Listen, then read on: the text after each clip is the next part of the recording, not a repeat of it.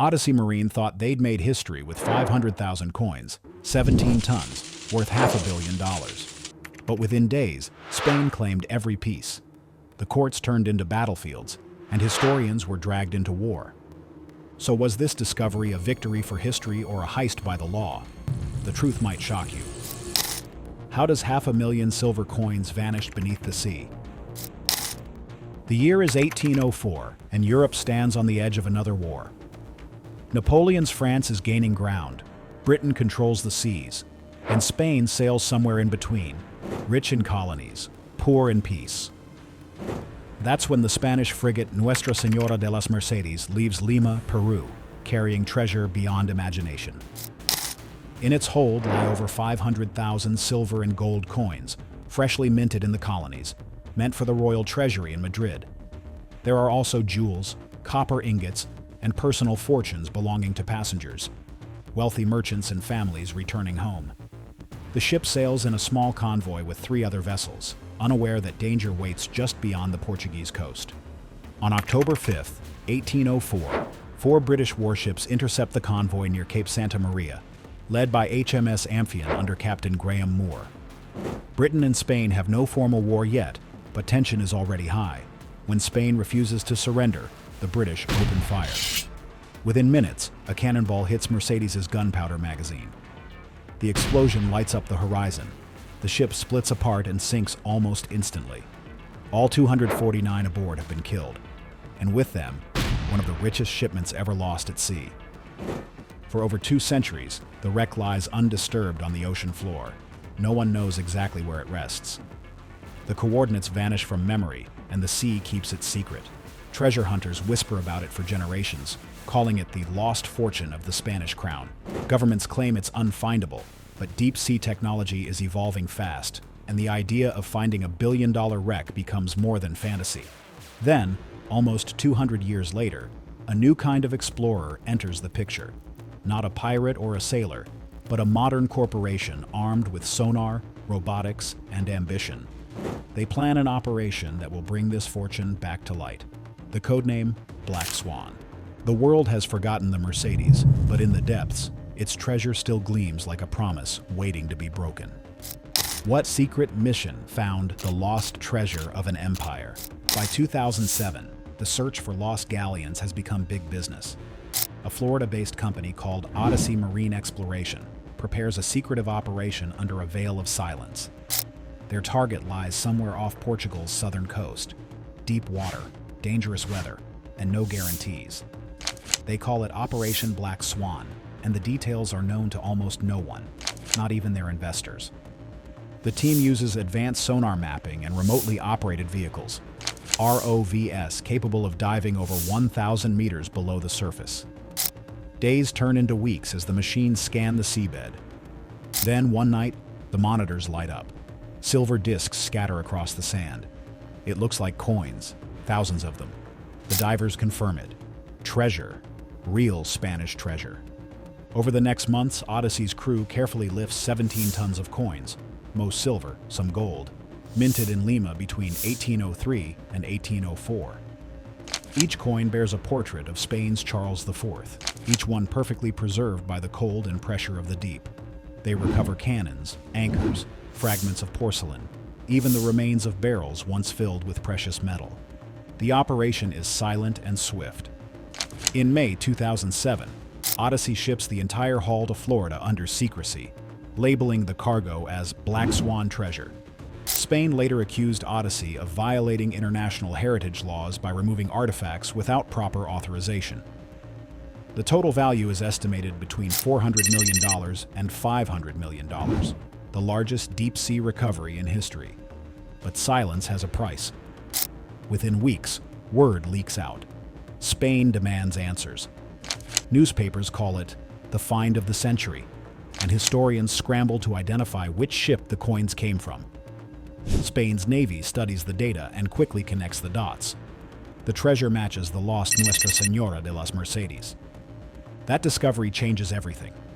The recovery is no longer a triumph. It's a diplomatic crisis waiting to explode. And when nations feel robbed, the next move rarely happens at sea. It happens in court. When Spain found out, why did the lawyers arrive faster than the Navy? The news breaks in May 2007. Odyssey Marine announces they have recovered hundreds of thousands of colonial coins from the Atlantic. They refuse to say where. Reporters smell a story. Spain smells something else. Stolen history. Within days, Madrid's lawyers prepare their case. They say the treasure belongs to Spain, no matter who found it. The Spanish government declares that the wreck is the Nuestra Señora de las Mercedes, a naval frigate destroyed in 1804. They point out the royal stamp on the coins and the ship's official documents preserved in national archives. To them, this is not lost treasure. It is sovereign property. The Spanish culture minister at the time, Carmen Calvo, says, "What was taken from Spain will return to Spain." Odyssey argues back. They claim the ship was found in international waters, far from Spain's territory, and therefore belongs to whoever recovered it. They insist the wreck had no flag, no surviving records, and that they worked legally. For them, this was discovery, not theft, but Spain refuses to back down. By the end of 2007, the Spanish Navy seizes one of Odyssey's vessels, the Odyssey Explorer, near Gibraltar. Officers board the ship and detain the captain for questioning. The message is clear. This is now a state conflict. What started as an adventure has turned into a diplomatic storm. In 2008, Spain files a lawsuit in U.S. federal court, claiming ownership of every coin. The case grows massive.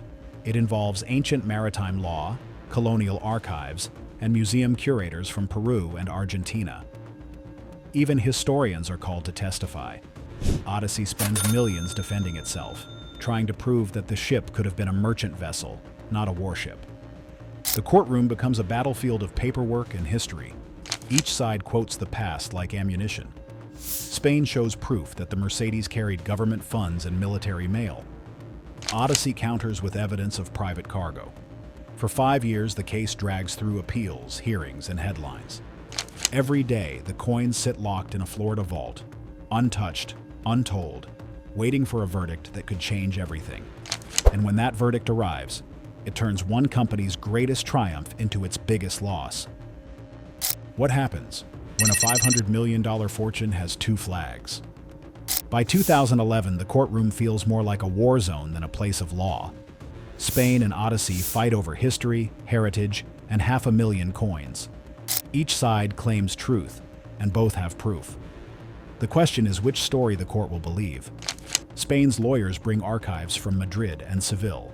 They show royal documents proving that Nuestra Señora de las Mercedes was a military ship under the Spanish crown. They present lists of the crew, letters written by naval officers, and even the names of families who lost relatives when the ship exploded in 1804. Their case is simple. The ship served the king, so the treasure serves Spain. Odyssey fights back hard. They remind the court that the coins were pulled from 1,100 meters below sea level, far from any nation's border. They say the treasure was abandoned for 2 centuries, discovered with modern technology and private funding. Their CEO, Greg Stem, tells reporters, "We didn't steal history. We brought it back." The case travels through several U.S. courts, Tampa, Atlanta, and finally the Supreme Court's review channel. Historians testify, experts analyze ship fragments, and even Peru steps forward, claiming the silver came from its mines and therefore should return to South America. The story now involves 4 countries, 3 centuries, and 1 fortune locked in a warehouse. Then, in February 2012, the U.S. court rules in favor of Spain. The judges say the Mercedes was a sovereign warship, meaning its wreck and contents belong entirely to Spain under international law. Odyssey is ordered to hand over everything, all 594,000 recovered coins, every bar of silver, every artifact. The reaction is instant. Spain celebrates a national victory. In Madrid, newspapers call it justice from the depths. Odyssey's stock price collapses overnight. The company loses millions, and its reputation for heroism fades into controversy. For years, Odyssey dreamed of treasure and glory. Instead, it ends up with legal bills and an empty vault. But the story is not over yet. Someone still has to move the treasure home. How do you return 500,000 coins across the ocean? The verdict is final, and there is no appeal left. Spain wins, and Odyssey must return the treasure. But moving 500,000 coins worth hundreds of millions is no ordinary task. The treasure that spent 2 centuries under the Atlantic now needs a trip across it, guarded, sealed, and protected by law. In February 2012, Spanish Air Force cargo planes landed in Florida. Each plane carries armored containers, 45 in total, packed with silver and gold coins. The shipment weighs over 17 tons. Spanish police and U.S. Marshals supervise the handover like a spy exchange. Every coin is counted, photographed, sealed, and logged. Then the containers are loaded one by one into the aircraft.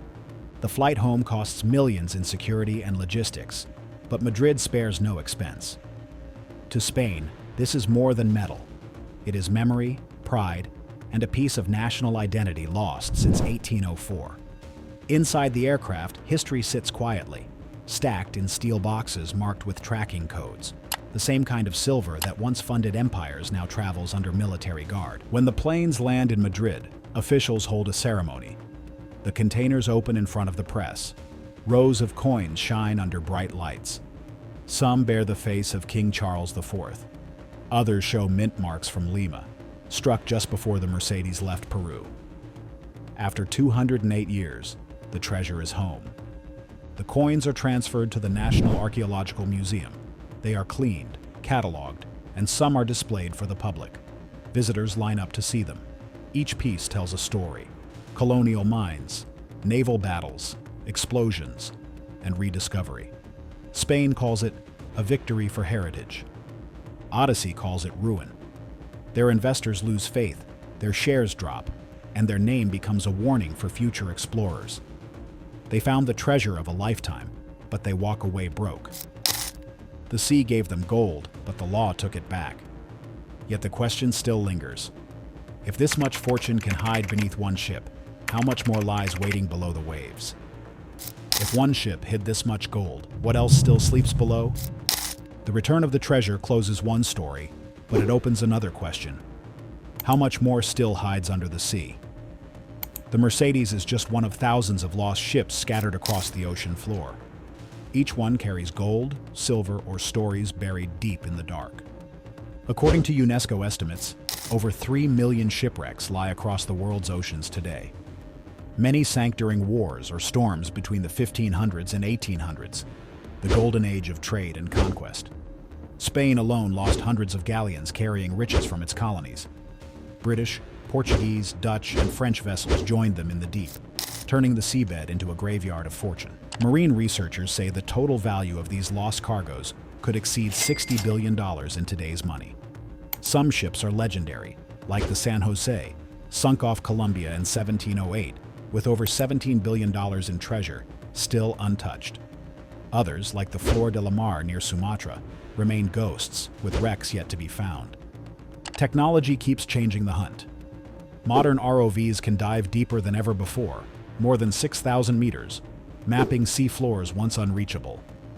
Private companies, universities, and governments race to find wrecks before corrosion, currents, or competing nations do.